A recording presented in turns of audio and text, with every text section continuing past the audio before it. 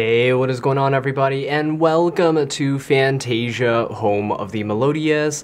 My name's Azallea, and today, gonna be bringing you guys the update to my Invoked Melodious deck. Now, it's been a long time since I've made an Invoked Melodious build, but since then, well, not only has Invoked become more affordable, but a lot more cards have come out, and Invoked even got a Link monster. So without any further ado, let's just jump right into this.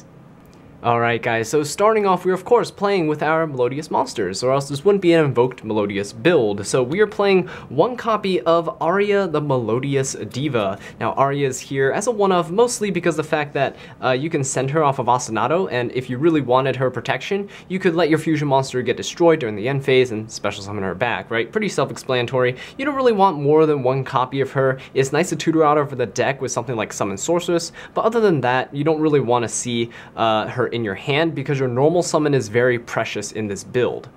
So next off, we're playing two copies of Soprano the Melodious Songstress. So speaking of your normal summons, she is the card that you probably want to preserve one of your normal summons for. Now, if you don't open up with your Predaplants or your Brilliant Engine, then Soprano is a card that you're likely going to be summoning from your hand with something like Saryuja, so you can trigger her recovery effect for your other Melodious cards. That including one of your three copies of Canon the Melodious Diva, or one of your three copies of Sonata the Melodious Diva. Now, I run these cards as 3-ofs in this build because you really just want to be able to swarm your field with these monsters. Being able to get your Canon and your Sonatas out means that you can easily go for your Link plays, which this deck plays quite a few of. Mostly because you have to facilitate a lot of combos. It's a very combo-oriented build. And the last card that we play is, of course, going to be one copy of Chopina, the Melodious Maestra. I prefer her over Mozarta, and Chopina is also just here as a Maestra target for your Asanato, so you can send her from your deck to the graveyard. So yeah, that does it for the Melodious lineup. Next off, we're going to go into some of the other engines that we play.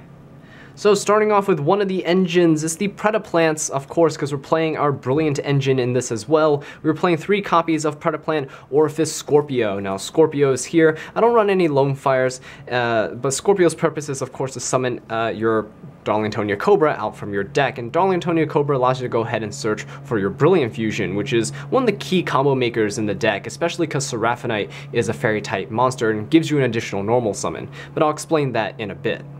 The next cards that we play, of course, are the Brilliant Fusion targets. We have one copy of Performance Trick Clown as our light target, and one copy of Gem Knight Garnet as our Gem Knight target. So this allows us to go ahead and make Seraphonite while also putting an additional body on the field in the form of Trick Clown. So this is really Scorpio and one other monster in your hand is an instant Saryuja, because you have Scorpio, Cobra, Trick Clown, and your Seraphonite on your field for you to go ahead and do that. But there are some other more intricate plays that you can make with the deck, and I already have some combo videos on those, so if you want to check them out, feel free to go ahead and do so. Alright guys, so moving on, we also have our, well, since we're playing Invoked, we need to be playing 3 copies of Alistair the Invoker. So 3 copies of Alistair, is really important that you preserve your normal summon for him, because he searches out your invocation, which is what gives you access to all of your invoked fusions. So 3 copies of Alistair is, of course, very staple. And last but not least, we of course have some hand traps in this deck, because what is a deck in 2018 without a few hand traps here and there, right? So we're only playing 2 kinds in this build. We're playing 3 copies of Effect Veiler and 3 copies of Ash Blossom and Joyous Spring. Now, you can replace the Effect Veiler with Ghost Ogre if you feel like it, but I like Effect Veiler because it's not once per turn, so you can, if you have multiples of it in your hand, they're not necessarily dead. Effect Veiler is great because it's a light monster, which means you can banish it for the summon of your Mechaba. And Ash Blossom and Joyous Spring is a fire, so you can of course banish it to summon something like your Invoked Purgatrio from your extra deck. If you don't have Ash Blossoms, it's alright, your opponent probably has them anyway, so you can banish their copies of Ash Blossom for you to go ahead and summon your Purgatrios. Or you can just adjust your extra deck based on the hand traps that you're running in your deck. Okay, so that does it for the monster lineup. Next off, we're going to go into the spell cards. So of course, starting off, we have to be playing 3 copies of Asanato. You got to import in the TCG, you can't pass this up. This card facilitates so many plays, especially if you're sending a Bloom Prima from your field to the graveyard, so you can recover a Melodious monster from your graveyard that way. So Asanato is a fantastic enabler, and it's a great card to open up with. Alright, so moving on, we have some of these spell cards that support our Invoked engine. So starting off, we're playing 3 copies of Magical Meltdown. This card allows us to go ahead and search out our Alistair from our deck, and also make sure that our effects to fusion summon cannot be negated. So it also protects things like your Ostinato, and also protects things like your Soprano when she's trying to fuse from the field as well. So that's a neat little interaction that it has with the rest of the deck. We're also playing 2 copies of Terraforming to go ahead and search out that Magical Meltdown, adds a little bit of consistency to the deck, and of course we're playing 2 copies of Invocation for Alistair to search out, so you can go ahead and make your fusion plays. Now, 1 is too little, 2 is the perfect number, and 3 is a little too much, especially because you can obviously shuffle your Invocations from your graveyard back into the deck to add one of your banished Alistairs back to your hand. So 2 copies is what I find to be the perfect number.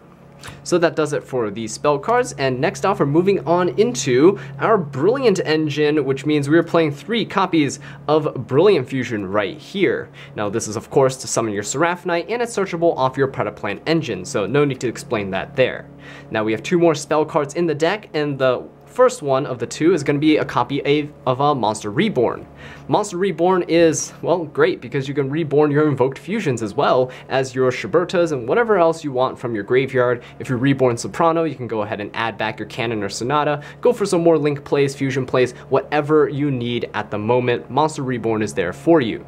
And of course, the last card that we play, which I don't have a copy of, is a copy of Super Polymerization, and this card is busted in Invoked because you can just fuse away with your opponent's monsters without a care in the world, right? And they can't respond to it. Doesn't matter. So you can basically, if they have a threatening monster on the field, just fuse away with it, and then yeah, you now have a fusion monster and they have nothing. So that's always great to have. Now that does it for the main deck. Next off, we're gonna go into the extra deck. So starting off with the extra deck, we are playing 1 copy of Reproducus. Now Reproducus is here obviously to change the type of your monsters to a matching type of Reproducus, which is Dinosaur, and you can easily facilitate your Summon Sorceress plays from there. Next off, we're playing our Nightmare engine. So we're playing 1 copy of Nightmare Cerberus, 1 copy of Nightmare Phoenix, and 1 copy of Nightmare Unicorn. Now these cards are just toolbox cards. You know, you can get rid of your opponent's monsters with Cerberus, Spell and Traps with Phoenix, and just whatever you want shuffle back in the deck with Unicorn. So they're just a really easy way for you to get rid of your opponent's board, dismantle it little by little, and generate advantage off of that as well if they are co-linked. And last but not least, we're playing 1 copy of Alistair, the Invoker of Madness. Now this card is so powerful in Invoked because of the fact that it allows you to search out either Book of the Law or another copy of Invocation. Now if you want to play Book of the Law, go for it in the main deck. I do not play it because to me it feels like kind of a brick, especially if you don't have this setup going. Now this setup doesn't really come up too often where you have the Invoker of Madness on the field for you to go ahead and search your Book of the Law and then go for the OTK. It's better situated for like more of a pure Invoke deck with like not the Melodious engine in it, but yeah, Invoker of Madness is great. It allows you to put multiple fusions on the board, and just overall fantastic Link monster with bottom left, bottom right arrows. But if you really wanted to, you could replace it with something else if you're not up for, you know, going out and purchasing it or trading for it. So next off, with our higher linked monsters, we have 1 copy of Summon Sorceress, which allows us to go for our Wombo Combo plays. Now, Summon Sorceress works really well with Brilliant Fusion because Seraphonite is a fairy type monster, so you can summon your Melodious monsters from your deck using Summon Sorceress and her effect targeting your Seraphonite that's summoned to one of her zones, so that's something to keep in mind.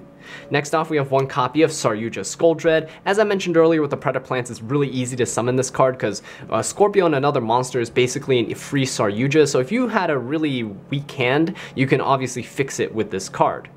And next off, we are playing 1 copy of Borreload Dragon as well, and Borreload Dragons here is kind of like a break your opponent's board type of thing, or to use against your opponent's Borreload.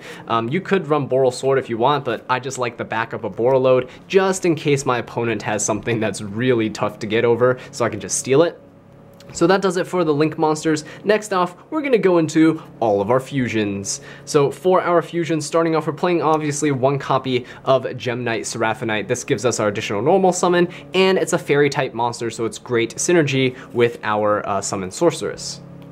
Following that, we have our Invoked fusions, which includes 1 copy of Invoked Caliga, 1 copy of Invoked Purgatrio, and 2 copies of Invoked Mechaba. Now, 2 copies of Mechaba are fairly standard because you have so many light monsters, and Invoked Mechaba just gives you negation. Purgatrio here is really easily summoned because you play Ash Blossom and enables so many strong OTKs and helps clear out your opponent's board if they have a bunch of weaker monsters. And Invoked Caliga's here, that's not really summoned too often. If you want to replace it, you definitely can. Like if, for instance, if you play Droll Lockbird in your deck, you can definitely replace this for Raijin or whatever. But Caliga's here because you play the Predaplants, which are dark. So if you go through your Predaplant plays and you have access to Caliga, it can actually shut down your opponent's combos, especially if they're a really combo-oriented deck. So that's something to keep in mind. You can always side this for those types of matchups though, and just play something else like Invoked Raijin or Magilancia or whatever it's called, the Earth one.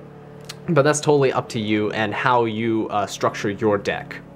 And last but not least, of course, we're playing our Melodious fusion cards where the extra deck space is really tight, so we can only afford to play 1 copy of Shiberta and 1 copy of Bloom Prima. Now, of course, you can add your Shiberta from your graveyard back into your extra deck with your Sopranos effect, so that's not too big of a worry there. But you have access to Shiberta and you have access to Bloom Prima, which is a huge combo enabler with your Ostinato, so you definitely need to play that. If you really need to make space in your extra deck, you can cut some things out and add in like Bloom Diva if you want, but she almost never comes up, especially because things like Purgatrio is really nice for enabling those OTKs.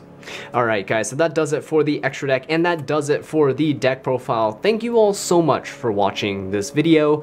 I really do appreciate it. If you enjoyed it or found it helpful, please leave a like, subscribe for more Yu-Gi-Oh content, and leave a comment down below letting me know what I can do to improve. And until next time, take care.